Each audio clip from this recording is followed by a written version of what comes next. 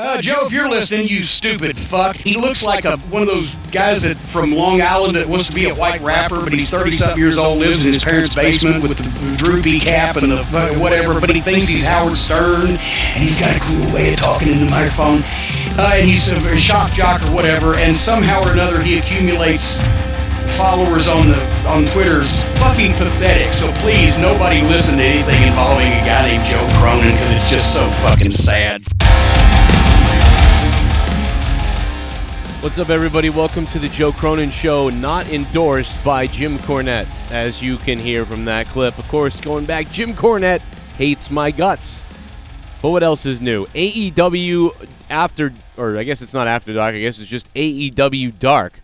Episode 1. This is a video people have been looking for, people have been asking for, a little podcast here. Going to keep it very simple here because we still have to get to AEW and all of that. And, of course, a lot of people were interested in the 2K streams as well.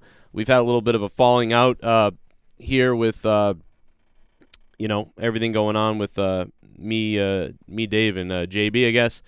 So, unfortunately, I'm going to just take the reins and do it that way. I prefer to do the heel commentary and have fun and do comedy, but seems like we're never going to get those guys or myself together to record more of those. So I will take the reins. But anyway, on to AEW Dark. I thought this was a good episode. This was a episode that was sort of good enough to be that sort of B episode to AEW. Like you could have put this on TV and it would have been pretty good. You know what I mean? Like this could have aired on TV as is, and I would have said, well, they didn't have a lot of talking, they didn't have a lot of story, obviously, because that's not the point. The point is to show you matches that you didn't see. So I do want to clarify that right off the bat. I saw people making comments like that. Well, this is, like, oh, well, if it's just going to be match after match, Well, yeah, this is basically, it's a hosted event by Tony Schiavone explaining here's our next match, and it's not a show designed to have this sort of a show. It's not designed to be like AEW Dynamite or Raw or something like that. It's designed to be, here's matches you didn't see on TV that we have recorded, and here's who's involved, and here's what's at stake, and now here's the match. And that, in and of itself is a story, and the most sporting storyline you could have. It reminds me of being a kid when I used to watch, morning wrestling, when I used to watch Candlepin Bowling on TV and things like that. And that's what I always enjoyed about a show like this, much like a show we'll probably do at TIW Wrestling for the 2K stuff. But anyway, on to the matches. Darby Allin and CIMA start this thing off in what I thought was a wonderful match, probably one of the middle-of-the-road to top matches of AEW's short career. If you were to add up all the Dark matches so far at AEW's television and their 2 TV shows, I would probably put this Dark match in the middle of the quality of all of them. You know what I mean? I don't know how many matches we've had total. I want to say we've had about 16 maybe matches total from the first episode and second episode of Dynamite, and with all the Dark matches included. I mean, I could be a little bit off. That may be a little bit too much. But the bottom line, I would put this match in the middle of the pile. But what I liked about this match so much with Darby Allin and CIMA is that it really had that opening match vibe. And I don't know when it was placed on the show originally. I don't know if this was the opening Dark match to the show, or it was the match that took place after the show. I didn't even bother to look, and honestly, I don't care. But placed on this Dark episode 1, it was brilliantly done. I thought they told a really nice story here. The announce team did a good job too. Everybody knows how critical I've been of all announcers everywhere, because I am going to be critical because I feel that I have something to offer to wrestling companies, and I feel like sometimes I don't get it from their commentary teams, and I feel like I've got something to offer. And it drives me nuts. And at this point, I'm going to be a conceited piece of garbage, and I'm going to talk about myself like this, and I'm going to criticize these people because I'm angry. I'm 35 years old, and I'm not, I'm only calling wrestling now still at indie events, but I want to call more wrestling. So I'm going to be as critical as possible on everybody. But the bottom line is Jim Ross, Tony Schiavone, legends that I grew up listening to that I love. Met Jim Ross several times. Tony Schiavone briefly. Excalibur, I'm impressed with in many ways. There's other ways I'm I don't always love everything Excalibur does, but at the same time, I know that Excalibur is a brilliant mind as far as wrestling and stuff like that. So going with that being said, I enjoyed the commentary of this first match. So the crowd was good, the commentary was good. Darby Allin, CIMA, they really kind of painted a picture of what we were looking at here with these guys. They brought up the fact that Darby Allin is willing to take all these risks and put his own body on the line. He can absorb a lot of punishment. So I really thought that was interesting. I think they could have played in a little bit more with the veteran status of CIMA versus Darby Allin being kind of a rookie, kind of a, I don't even know, so I'm trying to think of the word for it, but you know what I mean? Like, he doesn't even realize the type of mistakes he could be making right now because of the innocence he has to this big stage. CIMA's been here before many, many times, but whatever, it was still really good. And Darby Allin, man, they mentioned that this guy, his move is the coffin drop, and he can't hit the damn thing. This guy can't hit the coffin drop. He's 0 for something with coffin drops. All he's done is damage to himself, which kind of makes you go, damn, that's true. He really hasn't hit that move. It's a crazy move. Everybody talks about it, but the fact of the matter is, it's worked to his detriment more than it's helped him at all. He hasn't won a match with it. How can it be this move that he uses? But be that as it may, here we go with the match, and they continue talking about it. And I really found that interesting, and it would play into the ending of the match because the match would end with the coffin drop. And when he hit this coffin drop, CIMA sold. CIMA sold this coffin drop beautifully because you didn't know if he was going to hit it or not, because earlier in the match, he tried to hit the coffin drop, and this is after they talked about the coffin drop not working. And there he goes, the coffin drop, and CIMA... And I wish the announcers actually said this, but CIMA, kind of played possum. He was waiting for Darby Allin and then put his knees up and blocked the coffin drop with double knees to the back. And I wish one of the announcers had come on and been like, he knew that was coming. Did you see him staring at Darby Allin? His head was off the mat. He was looking at him. He was waiting he suckered him in for that coffin drop because he knew it was coming. He moved back and stuck his legs up. That's the veterans. That's a veteran move by CIMA. Darby Allin does a coffin drop. He can't see his opponent. He sees him, but then he jumps, and everything that happens from the time he is about to jump off the top turnbuckle to when he lands, Darby Allin has no idea what's going on behind him. And CIMA took advantage of that, and at the last minute got his legs up. So I thought that would have been a nice thing to say there. But either way, it was brilliantly done. I loved that. And then later on, the payoff when he does hit the coffin drop. And when he hits it, CIMA just explodes with a convulsion after he gets hit. And I loved that. I thought that was beautiful. I became a bigger fan of CIMA in this match. Not bigger than Darby, but I mean like a bigger fan of CIMA himself because of how he sold stuff and put over Darby Allin. One little thing that I didn't like in the match was when CIMA was like, come on, hit me, that type of thing. Now, I don't have a problem with them doing it because I think it works, and I think it got the crowd. It kind of did something different, and maybe I do like it now that I think about it. I don't even know. Who knows what any wrestling fans like anymore, right? We're all so fickle. We're all so just bitchy and moany about everything. But this is the fun of all of this stuff, right? Because if it wasn't this way, I wouldn't be talking about it. So it's fun to talk about this.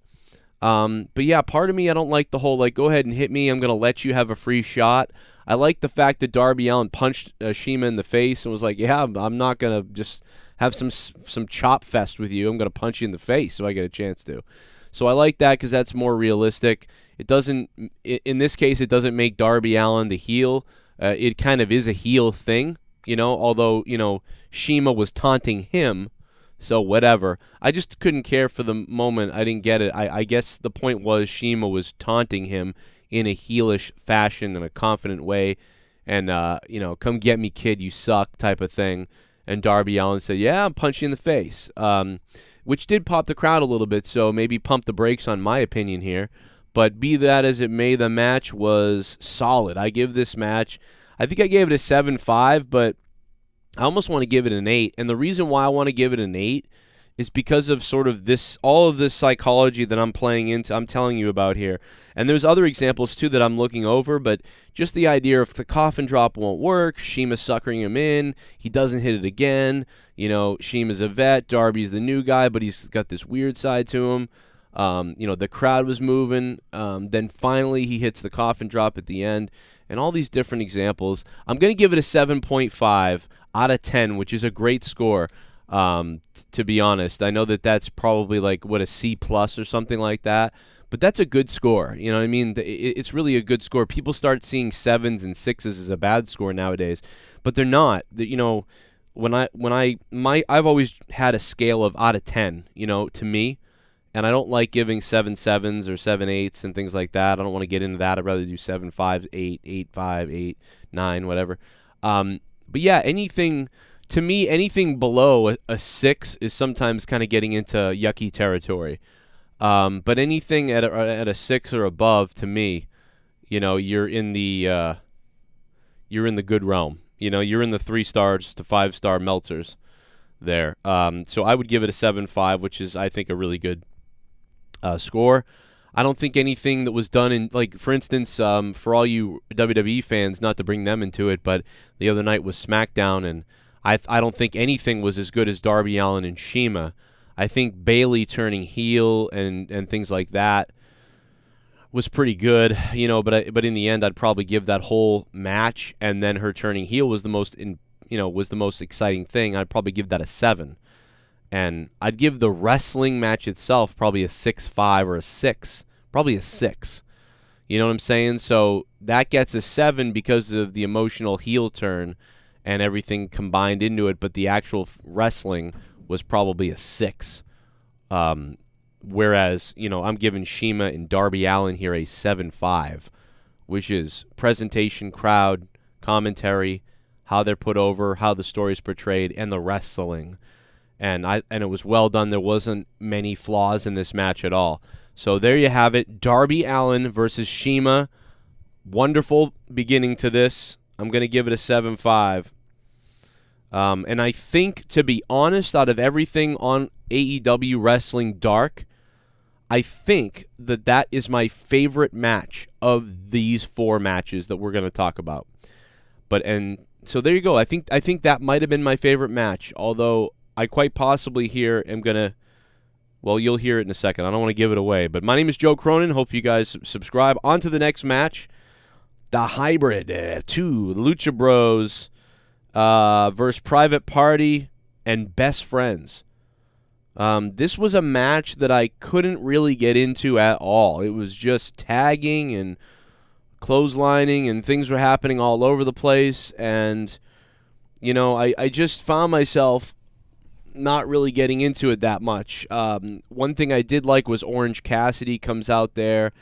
And again, a lot of people give Orange Cassidy and AEW shit. They say, the AEW signed this goofy, idiot, who I don't believe. This is what a lot of people have said. They're not down with Orange Cassidy's pocket thing. Well, and my point is that sometimes when they're in an indie event and he does some things that kind of are not traditional and quite honestly irritate me. But that being said, I don't want to stop him from doing it. I don't want to discourage him from doing it. I'm just giving my honest opinion that I personally can't deal with Orange Cassidy's stuff sometimes. However, Orange Cassidy in AEW, I love it. And here's why I love Orange Cassidy in AEW. Because in AEW, he's not winning a 30-minute match with his hands in his pockets. You know what I mean? And eventually sometimes he does take his hands out of his pockets, I guess, and whatever else. But the bottom line is, Tommy Dreamer eliminated him right away. Guy's kicking his shins, and Tommy's like, all right, you got your hand in your pockets? I'm going to throw you the hell over the top rope. There you go. Goodbye. Well, Orange Cassidy steps up, sticks his hands in his pockets here in this match, and guess what happens? He gets his face slapped off. So everything that's happened with Orange Cassidy has been believable in AEW. So I don't care who out there hates him. You know what I'm saying? Because I get it. Because I'm not a big fan of what on some of the independent stuff that he's done. But what he's done in AEW, I absolutely can get behind. And I'm not kidding, man.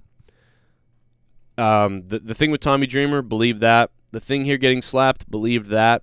Even his debut at whatever was it, Double or Nothing or All Out or whatever, where he appeared with the lights off, I thought that was fun. You know what I mean? Because he dove out of the ring and tackled like a bunch of people. But he had his hands in his pockets. And I thought that was so hilarious. I started laughing my ass off. And let's remember, I'm not a mark for this guy before this. In fact, when I heard he was hired, I was angry. I was like, oh, well, I wasn't angry because I'm happy for a guy making money and, having success. That's great. I'm totally happy for him. And I kind of like him. But as much as I don't like some of that stuff on the indies, and it like really just irritates, it really bothers me. But that's only because of what I think wrestling should be. But I understand other people loving it. But my point is, everything in AEW that I've seen from Orange Cassidy thus far has been believable. So, and you can step outside the believability a little bit, and that's okay with me too. I believe in an undead zombie Undertaker a lot of times. I love him. Love the Undertaker. Love these guys. But yeah, so far those complaints I think are stupid. I think you need to look at it from a perspective like me. Whereas, like, listen, when it's ridiculous, maybe I don't like it. But then when it's not ridiculous and it can be believable, you can't say you hate the guy then too. You can't be biased that way. And I think I'm being fair here. I'm sure you'll let me know. But I honestly didn't really care for this this tag team match. Then we had another tag team match after that. Dr. Britt Baker, D.M.D, Allie, and Priestley, Penelope Ford. This was a tough one because part of me, I actually liked this match better than the second match, than the Lucha Bros match. I actually enjoyed the women's match more because I found it interesting. Some of the women were doing things that were different. There was something there. But after saying that positive, I felt that the women were very timid in this match. Off time several times, very timid, afraid to do moves and to do things. That leg sweep finisher at the end there, the page turner that Paige used to do, just everybody seems to always mistime that or whatever. It never looks right. It never looks believable because nobody ever gets it right. And I don't know why that is. It's got something to do with the legs, and you can't feel when the other person is swinging you or executing the move. So you're kind of guessing it when you're supposed to throw yourself backwards. And a lot of times it's mistimed, and it comes off looking really bad. And that's just one thing, but there were so many other moments in the match. But at the same time, I felt there were several times where the women didn't put enough into it. And I mean like they're selling number one. And on the offense, I felt like some of the women delivering offense were timid. They would throw a clothesline, but not really. It would be like a half-assed clothesline. It's all things that remind me of like when you think the person's going to reverse it, so you don't throw it as hard. That way you give them an opportunity to reverse it or move your arm or do something like that. So you're coming at it half-ass. And when you start halfway, one of the things it does is it lets the other wrestler know that you want it reversed. You know what I'm saying? The other thing is it makes it easier for them to reverse. There's several reasons why, you'd throw a half-assed clothesline or a half-assed boot. It's because when you're really going to put a stomp in on someone's stomach, you really stomp in there and make it look like you really stomped them, if you're a good wrestler. But sometimes when you want them to take the leg or reverse it, you kind of you slow up your kick a little bit. That way they can grab it. I feel like years ago in wrestling, wrestlers were much better at telegraphing all this stuff, and they would throw faster moves at people, and it wouldn't, you wouldn't really notice as much. But nowadays, I feel like sometimes you get this like slow motion stuff, and it really kind of exposed the match a little bit at times, and some of the crowd lost interest because of that. They were building interest, then they tried to rebuild interest again, and then they sort of lost interest. But thankfully, when Britt Baker put on that kind of like, I don't know, dentist move or hand mandible maneuver with her hand, that kind of popped the crowd because their hand was in her mouth, and they were like, oh shit. So they really got the crowd back again there to end the match. So they got away with what I thought was a pretty decent match. It was more interesting to me, though, than the second match, despite the fact that I felt there were times in the match where the wrestling was a little bit timid or off time. But either way, I pretty much enjoyed it, and if some of those things had been tightened up, that would have been cool. But it was nice. I would give the tag match before it, I don't know if I gave that a rating yet. I don't think I did. Private Party, Best Friends, Lucha Bros, and the Hybrid. I'd probably give that match a 5 out of 10. I'd probably never watch that match again. They're pretty good. I mean, they all did great stuff. It's just that it was just kind of doing stuff to do stuff that didn't really I mean, the most pumped up I got for the whole match was when somebody sucker punched Orange Cassidy, which wasn't really, it was kind of a sucker punch. He had his hand in his pockets. That was probably one of my favorite things that happened, and that's not even the match really. So I give that a 5 out of 10. But yeah, Dr. Britt Baker and Allie and Priestley and everybody, I'd probably give it about a 5.5 to be honest. So 5.5 there, 5 in the last one, and a 7.5 for Darby Allin and CIMA. Now we come to SCU and the Jurassic Express. I really don't love a lot of multi-man matches, as we know. So there are 3 of 4 here are multi-person matches, and that irritates me. But that being said, this was the best one, and this was certainly the main event of this AEW Dark. No doubt about it to me that this was the main event. I think out of excitement level for what SCU did with Jurassic Express, and I'm not really going to go into too much of the moments in the match, I think one of the things that they could have made better on commentary is they could have sort of explained that, no matter how you look at it, when you look at it pound for pound, there is one, glaring weak spot for both teams. And one glaring weak spot for both teams is SCU has to deal with Luchasaurus. The largest man in this match is probably the most dangerous man in Luchasaurus. SCU has to really be careful to try to isolate him out of the ring or just keep him out of this match. That's what SCU needs to do, is keep Luchasaurus out of this thing. The 2 other individuals are not bigger than any member of SCU. And when you look at SCU's veteran status and what they know and their brains, their technical ability, at this point, I'd have to say they have the advantage. But one thing they don't have the advantage over is Luchasaurus. And the other reason, Jurassic Express, Jesus, I'm having all kinds of problems. Oh, man, I'm having a malfunction. Here. So Luchasaurus would be the advantage for Jurassic Express. But the disadvantage, I would believe, Marco Stunt being so small, so amazing. Marco Stunt is capable of winning matches here at AEW, there's no doubt about it. But let's face it, he's a much smaller individual, and if SCU could isolate him in the ring, he could be the reason why they could pick up a heck of a victory. And maybe they don't want to do that. Maybe they don't want to talk about how Lucha's the biggest guy, Luchasaurus the biggest guy.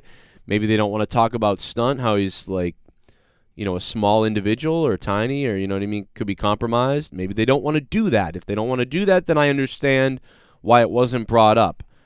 But, that could have been sort of painted in there. And then if you set that up, you can play with that the rest of the match as a commentator. Even if you don't know what's going to happen on commentary, so you set that up, but no matter what happens, you can bring it up later, Later on, if Luchasaurus comes in and takes out all 3 members, you can be like, well, there it is right there. This is exactly what SCU didn't want. We talked about it earlier. Luchasaurus is on fire right now, and he's the biggest guy in there, And if a guy like Marco Stunt comes in and then gets plowed and they lose the match, you can say, well, there it is. That was the advantage that SCU had, and they took advantage of it here at the end. Marco Stunt isolated alone, devastating maneuvers on the smallest individual in the match. They isolated, they isolated Marco Stunt. You really could have made it seem like there was this brilliant strategy in there or whatever, and I thought that would have made this match. I thought it would have made this match even better. But I loved this match. I thought it was really good for a tag team match. And so therefore, I gave this thing, and because the crowd was so hot for it and how everything went down, I did give it an 8 out of 10. I went up to an 8 out of 10 with it, which is, I can be hard. I'll be honest. I'm more biased and tough on tag matches. I'm more tough on tag matches, and I'm more tough on multi-person matches, 6-man tags, especially things like this. It's much harder to get me to like these type of things. So for me to give it an 8, I think I was maybe going to give it a 7.5, but I'm going to give it the edge because of the way the crowd reacted and just sort of everything built up for me in a great way. So, very close, though, to Darby Allin and CIMA. So I thought the way this opened was wonderful, and the way it closed was even better.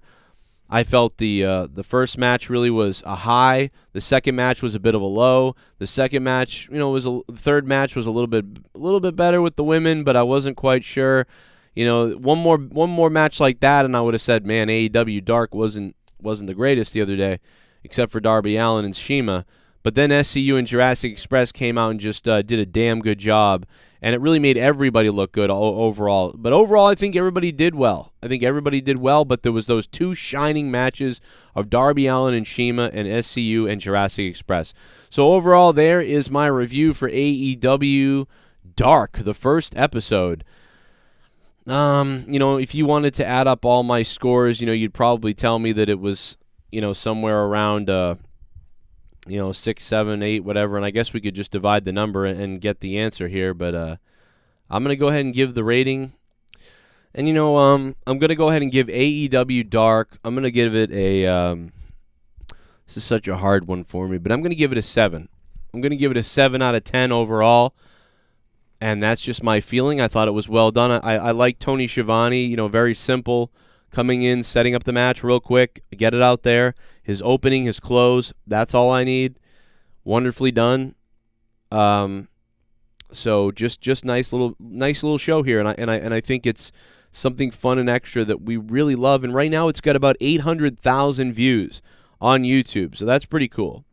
Yeah, that's about it. 7 out of 10. Good job. That's my review of AEW Dark. My name is Joe Cronin. Hit me up on Twitter at CorruptedPod. And if you guys have wrestling questions and topic questions, I'm going to be answering them in a new video coming out later via Patreon. Just ask the question on Patreon. Patreon is the only way I can continue doing this stuff other than live donations because we pretty much don't make any ad revenue anymore. Patreon.com/Joe Cronin Show. Become a patron now and you can ask a question. I'll be posting Q&A stuff like, hey, ask me a question below, and I'll answer every one of those on video. I should never miss your question, so you will absolutely have that. And that'll be a new, weekly series again. We used to do it called Mailbag Mania, but now we're going to do the Patreon deal. People have been asking for that, and since there's so much wrestling now, I'm going to do that. So we got this out of the way. Now there's NWA is coming up next. I have to review the NWA's first episode, and I think we've got it all. Also want to let you guys know about Title Match Wrestling Network. Remember, go to TitleMatchWrestlingNetwork.com, use coupon code Cronin. You get 50% off for 3 months, plus 2 free weeks to try the site. Okay? You get all kinds of free stuff, and you get the whole site. So you get the coupon. It's $5 a month. You get the whole entire site. But, yeah, Patreon.com/Joe Cronin Show. And ask a question. I posted a new wrestling Q&A. Please go to that and ask your question. Here's some other videos that you might have missed. Lots of wrestling this week. Go check these out. Popping up now on your screen. And I will see you guys later with more. Plus, if you're a big-time JCS fan, you know that tonight is Corrupted. The Corrupted podcast takes place on Patreon.com/Joe Cronin Show tonight. See you guys there at 1 a.m. Eastern Time, U.S.